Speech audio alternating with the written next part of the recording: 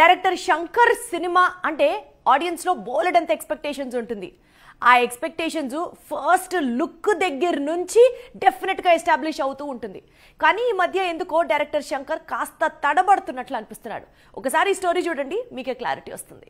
Kollywood star director Shankar గురించి ఈ రోజు ప్రత్యేకంగా పరిచయం చేయాల్సిన పని లేదు. భారతీయ సినిమాకు భారీతనం తీసుకురావడంలో శంకర్ పేరు ముందు వరుసలో ఉంటుంది. టెక్నాలజీని వాడుకోవడంలో శంకర్ రేంజ్ హాలీవుడ్ స్థాయిలో ఉంటుంది. జెంటిల్మెన్ నుంచి శంకర్ తీసే సినిమాల్లో స్టోరీ, క్యారెక్టరైజేషన్, సాంగ్స్, మ్యూజిక్ అన్నీ కూడా ఒకదానితో మరొకటి పోటీ పడుతూ ఆడియన్స్ మైండ్ బ్లాక్ చేస్తున్నాయి.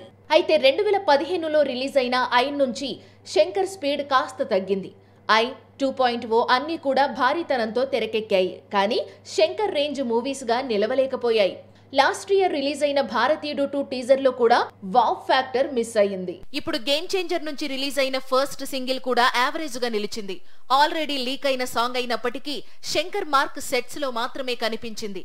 తమనందించిన బీట్ లో మెగా ఫ్యాన్స్ హార్ట్ బీట్ పెంచే విధంగా అయితే లేదనే టాక్ మొదలైంది. అందుకే ఆ ఇంపాక్ట్ వ్యూస్ పై పడింది.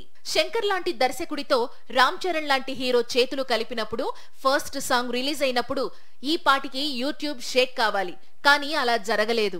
అన్ని వర్షన్స్ కలుపుకునే 20 మిలియన్స్ దాటింది. అయితే రీసెంట్ గా సింగిల్ లో మీరు చూసింది కొంతే అని థియేటర్ కు వస్తే అసలు జరగండి సాంగ్ రేంజ్ ఏంటో తెలుస్తుంది అంటున్నాడు నిర్మాత దిల్ రాజు.